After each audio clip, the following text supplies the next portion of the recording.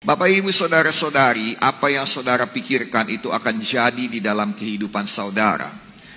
Amsal mengatakan demikian, sebagaimana yang dipikirkannya jadilah dia. As a man thinketh, so is he. Sebagaimana yang saudara pikirkan jadilah pada diri saudara.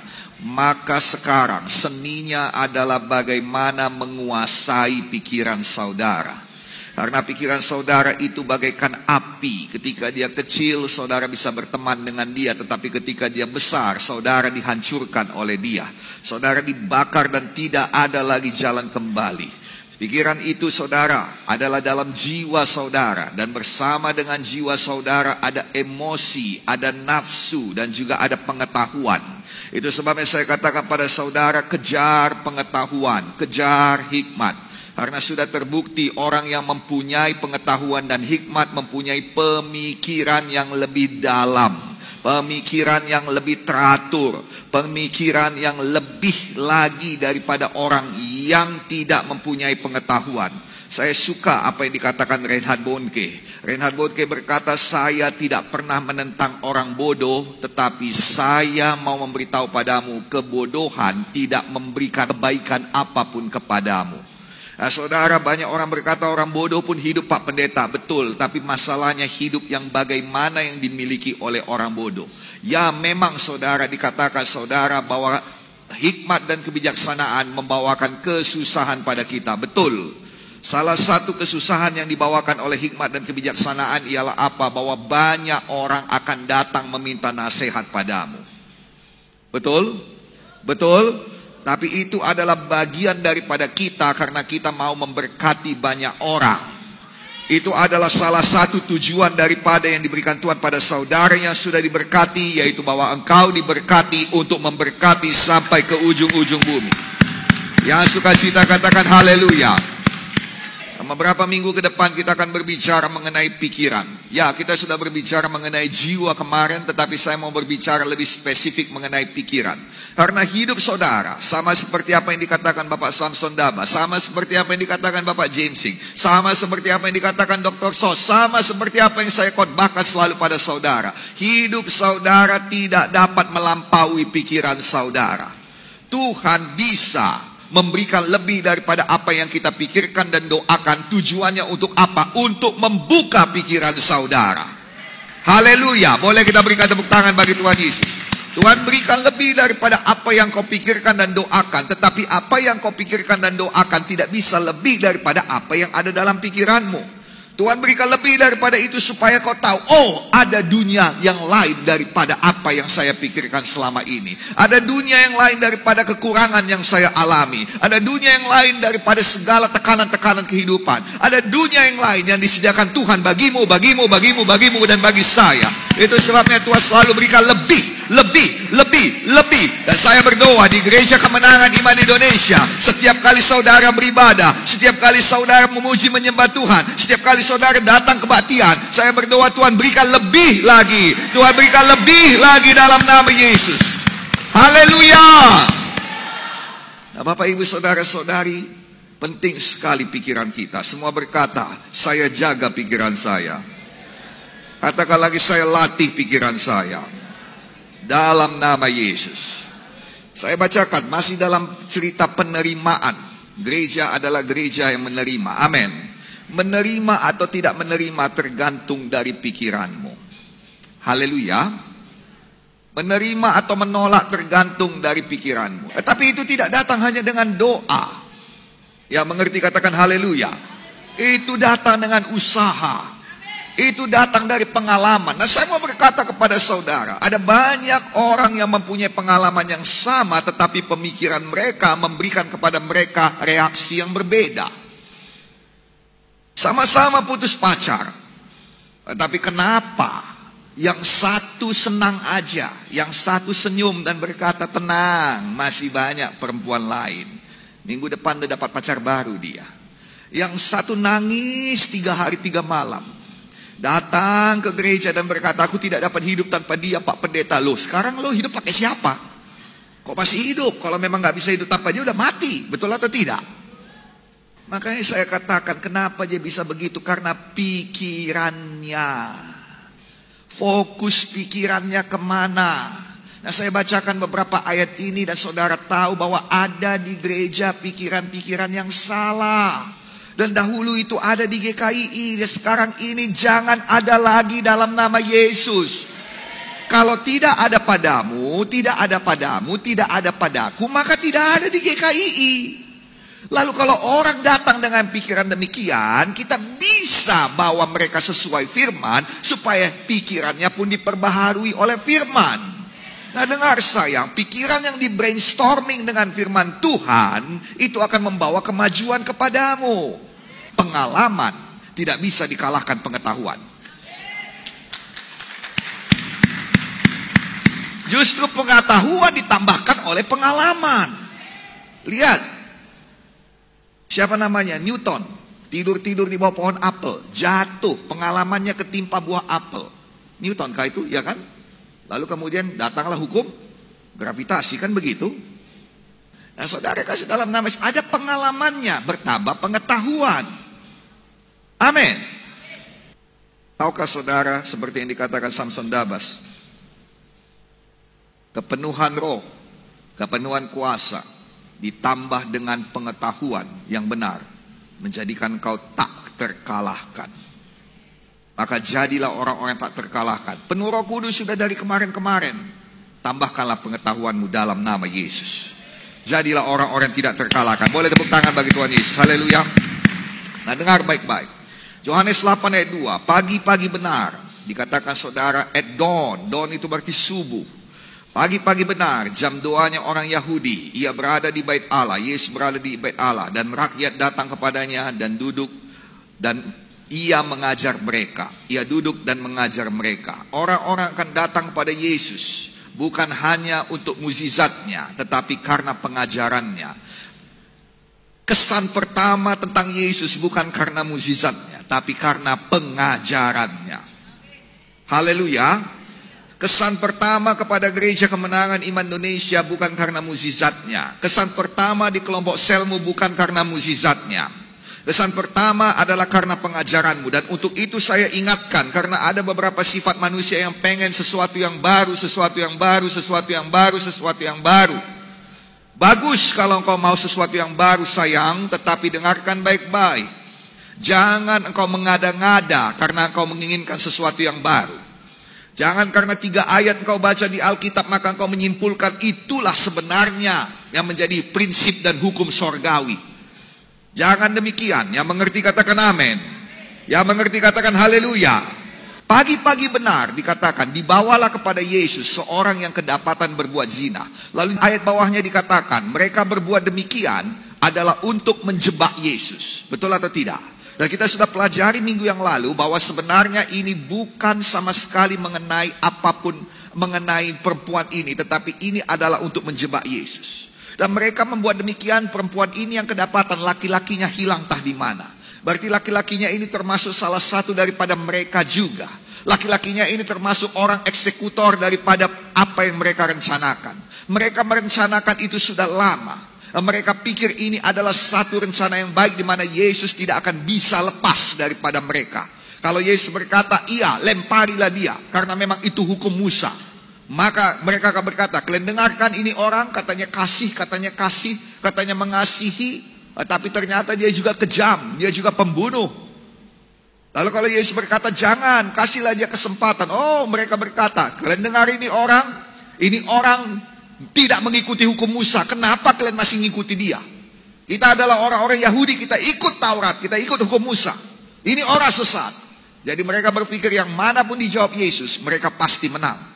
Nah, dengarkan baik-baik, sampai di sini saja pembicaraannya. Sekarang saya tanya pada saudara, bagaimana mungkin seseorang bisa datang dengan rencana yang begitu rapi tanpa direncanakan, tanpa dipikirkan? Nah, saya mau beritahu kepada saudara bahwa yang memikirkan itu siapa? Yang memikirkan itu adalah ahli Taurat, orang Farisi, orang Saduki. Dan apa yang mereka pikirkan kelihatan dari buahnya. Buahnya ialah apa? Mereka mengizinkan seseorang berdosa dengan sengaja untuk menjebak orang lain. Pemimpin agama loh. Orang yang mengajar di depan lo. Dan ini terjadi di gereja. Demi apa? Demi saingan mereka rubuh. Demi saingan mereka jatuh. Sayang, dengarkan saya, jangan sampai itu ada di gereja kemenangan Indonesia, iman Indonesia lagi. Haleluya. Haleluya. Apa yang kau pikirkan? Semua dilihat dari buahnya. Sekarang lihat baik-baik. Apa yang dipikirkan oleh Kristus? Yang dipikirkan oleh Kristus ialah supaya dia jangan binasa. Dan orang lain juga bisa bertobat kalau dia mau. Lihat jawaban Yesus. Dia yang tidak berdosa. Dia yang tidak berdosa. Hendaklah dia melemparkan batu pertama sekali pada perempuan ini. Dan dasar memang kita manusia. Kita suka kalau orang lain kelihatan dosanya, tapi kita tidak mau kita kelihatan dosanya. Sama seperti Adam dan Hawa. Mana ada mereka mau kelihatan dosanya? Dia mau orang lain kelihatan dosanya. Kenapa? Siapa yang memberitahukan engkau telanjang? Adam tidak berkata aku salah, Tuhan. Tidak. Orang lain yang kelihatan. Perempuan yang kau berikan padaku itu Tuhan. Dua-dua kena. Tuhan kena, perempuan kena. Dari dulu sifat kita begitu. Mengenai pada Tuhan. Kena pada Tuhan. Tapi tidak kena pada kita. Sudah waktunya kita berubah. Sudah waktunya kita berdiam diri. Amin, amin, amin. Come on. Kalau mau tepuk tangan untuk Tuhan, ayo. Sudah waktunya kita tidak mempersalahkan Tuhan dalam nama Yesus. Satu perkara yang saya tahu, saya aman di tangannya.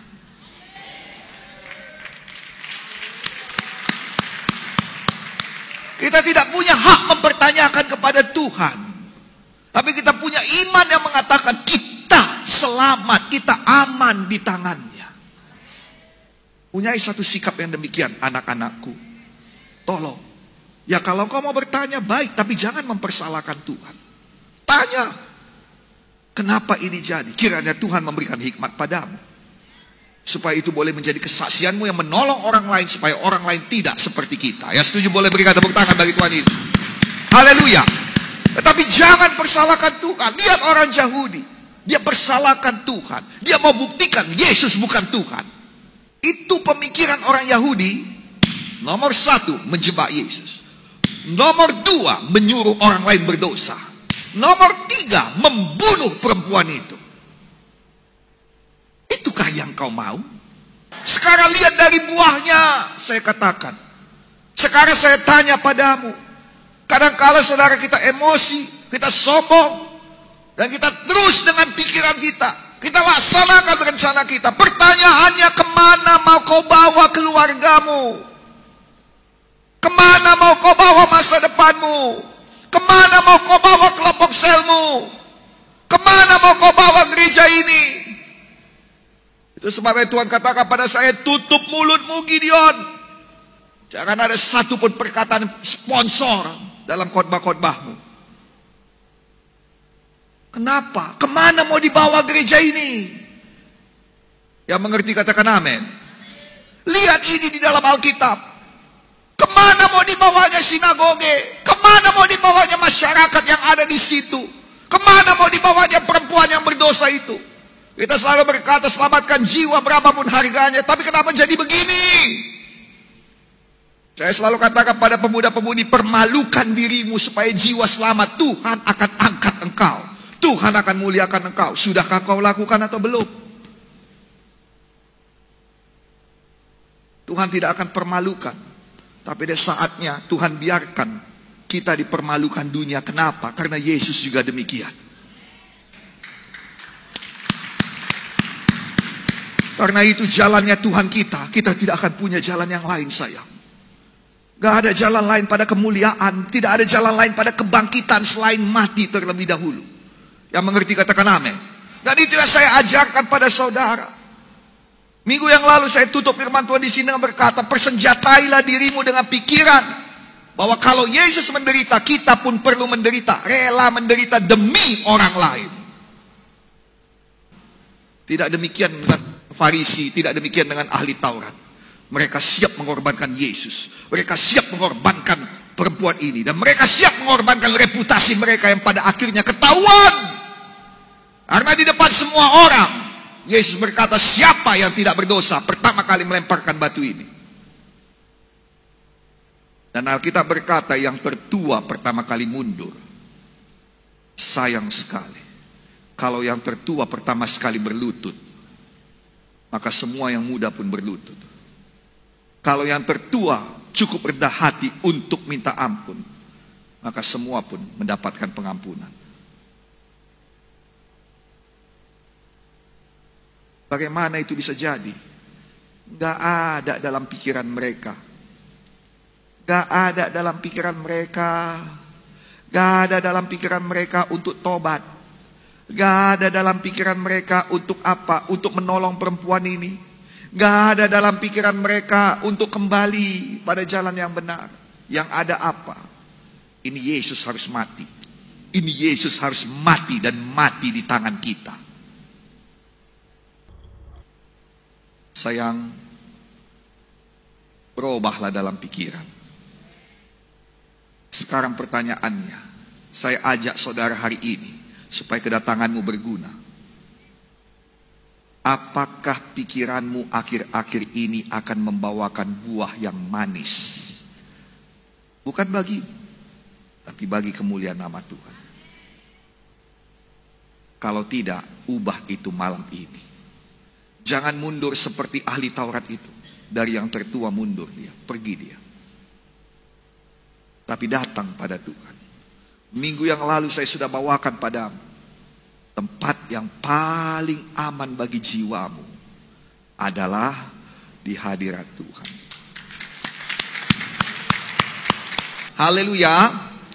Nah, hari ini saya katakan pada saudara, milikilah pikiran Kristus. Filipi 2:5, hendaklah kamu dalam hidupmu bersama menaruh pikiran dan perasaan yang terdapat juga di dalam Kristus Yesus. Ini dikatakan punyailah jiwa seperti jiwanya Yesus. Bukan hanya pikiran saja, tetapi perasaan juga. Ini sudah berkata mengenai jiwa. Pengetahuan sama seperti Yesus. Pengertian sama seperti Yesus. Menaruh pikiran dan perasaan yang terdapat juga dalam Kristus Yesus. Adakah itu ada pada Yesus Kristus? Kalau tidak ada, buang dalam nama Yesus. Benar pun engkau, tapi kalau itu tidak ada dalam pikiran Tuhan, buang dalam nama Yesus. Pengen pun engkau, tapi kalau tidak ada dalam pikiran Tuhan, buang dalam nama Yesus.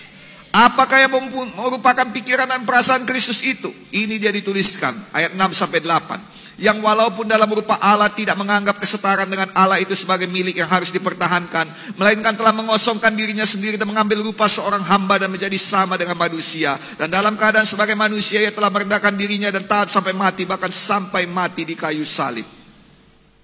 Apakah pikiran dan perasaan seperti Kristus itu? Yang pertama sekali sudah pasti saudara, rendah hati. Walau hebat tetap rendah hati. Haleluya. Saya ajari lagi pada saudara, keep it straight, keep it low. Jaga agar tetap lurus, jaga agar tetap rendah hati. Semua berkata keep it straight, keep it low. Katakan kiri kanan saudara supaya semuanya dibawa Tuhan pada bangsa-bangsa. Keep it straight, keep it low. Semua berkata lagi, jaga tetap lurus, jaga tetap rendah hati. Yang diberkati boleh katakan haleluya yang keras. Boleh kita berikan tepuk tangan bagi Tuhan Yesus. Walau hebat, tidak menganggap kesetaraannya dengan Allah itu sebagai milik yang harus dipertahankan. Tidak menganggap kebenaran diri sendirinya itu sebagai milik yang harus dipertahankan. Tidak menganggap warisannya sebagai milik yang harus dipertahankan. Tidak menganggap nama baiknya sebagai milik yang harus dipertahankan. Wah, ini semuanya susah loh sayang. Ngomongnya mudah dari depan, tapi kalau dalam kehidupan sehari-hari susah loh. Tapi inilah dia pikiran dan perasaan seperti Yesus. Tidak mempertahankan status kehebatan kebenaran miliknya, tidak menunjukkan status atau posisinya. Bahkan dikatakan di sini mengosongkan dirinya, mengambil rupa seorang hamba dan jadi sama dengan manusia. Yesus tahu kita capek. Yesus tahu kita butuh pertolongan. Yesus tahu hati kita sudah tidak sanggup lagi. Adakah kita tahu kalau jiwa-jiwa juga demikian? Inilah dia pikiran Kristus. Semua berkata, kejarlah pikiran Kristus. Ini tidak terjadi otomatis, saudara. Ini harus dilatih. Semua berkata dilatih. Dan ini juga tidak terjadi karena Anda berdoa hari ini. Oh, haleluya, pikiran Kristus. Gak jadi itu sayang. Gak jadi. Percayalah. Itu perlu saudara lihat. Dahulu waktu saya muda, ini saya bagikan sebagai berkat. Ada satu pengajaran yang dulu saya khotbahkan juga. WWJD. What would Jesus do? Apa yang dilakukan Yesus pada situasimu? Jangan langsung kita berbicara, jangan langsung kita bereaksi. Tapi tenangkan diri. Tanya Tuhan, ingat firman. Apa yang dilakukan Yesus pada situasiku ini? Haleluya. Haleluya. Bapak ibu saudara-saudari dengarkan baik-baik. Bapak saya dahulu berkata satu cara yang paling sederhana. Karena saya tanya, dari mana aku tahu itu yang dipikirkan Tuhan? Nomor satu, Tuhan berpikir tidak akan pernah bertentangan dengan firman. Kristus tidak pernah berpikir di luar firman-Nya. Yang setuju katakan haleluya. Nomor dua, kata Bapak saya yang paling saya suka, ialah bahwa firman Tuhan selalu menang mengatasi tantangan waktu. Kalau Anda mau tahu itu dari Tuhan atau tidak, tenangkan saja dirimu, biarkan waktu berlalu. Anda mau marah, mau balas dendam, diam saja. Biarkan saja waktu berlalu. Dan kita lihat, kalau memang Tuhan mau Anda balas dendam, Tuhan sendiri yang akan membuat itu jadi. Kalau Tuhan mau saudara diam, Tuhan balaskan. Saya sudah ajari saudara bahwa ketika Tuhan membalaskan kepada musuh saudara, tidak seperti keadilan yang kita pikir. Apa yang dilakukan Tuhan Yesus? Apa yang dilakukan Tuhan Yesus dalam situasi kebimbangan? Yesus tidak pernah bimbang. Kenapa dia tidak pernah bimbang? Karena dia adalah firman. Maka kalau kita bimbang, tambahi firman, cari firman, minta firman, berdoa Roh Kudus supaya Roh Kudus hidupkan firman. Haleluya. Apa yang dilakukan Tuhan Yesus dalam situasi tertekan? Dia berfirman. Tertekan oleh gelombang, dia berkata, diam, tenanglah. Mulai perkatakan, diam, tenanglah. Diam, tenanglah pikiranku. Diam, tenanglah hatiku. Diam, tenanglah perasaanku. Diam, tenanglah emosiku. Diam, tenanglah penyakit-penyakitku. Diam, tenanglah semua tantangan-tantangan dalam hidupku. Diam, tenanglah, tenang. Diam, tenanglah hatiku. Ngomong, haleluya.